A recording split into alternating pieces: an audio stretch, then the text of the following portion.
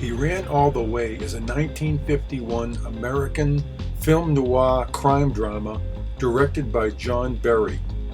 The film stars John Garfield in his final film role and Shelley Winters. The film was Garfield's last, as he was blacklisted following accusations of his involvement with the Communist Party USA and his refusal to disclose names while testifying before the HUAC. He died less than a year later at age 39.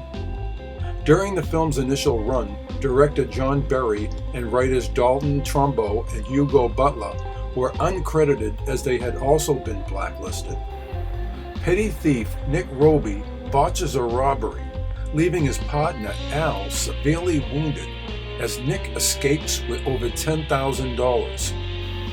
He meets bakery worker Peg Dobbs, and when Peg takes Nick to her family's apartment, he takes the family hostage until he can escape. As a manhunt for Nick begins outside, he becomes increasingly paranoid. Peg's initial attraction to Nick is replaced by fear. Her mother and father plead with Nick to leave, to no avail. Nick permits Mr. Dobbs to leave for work, warning him of the consequences should the police be contacted. Still confident that Peg will run away with him, Nick gives her $1,500 to buy a new car. He refuses to believe her when Peg returns and insists that the car will be delivered to the front door because the headlights needed repair. Nick violently pushes her down the stairs towards the exit, terrifying her. Mr. Dobbs, who had been waiting outside, shoots at Nick. When Nick's gun drops beyond his reach and he orders Peg to hand it to him, she shoots him instead. A mortally wounded Nick crawls outside to the curb just as his new car arrives. John Garfield's stock performance of the fugitive who desperately contrives to save himself briefly from capture is full of startling glints from start to end.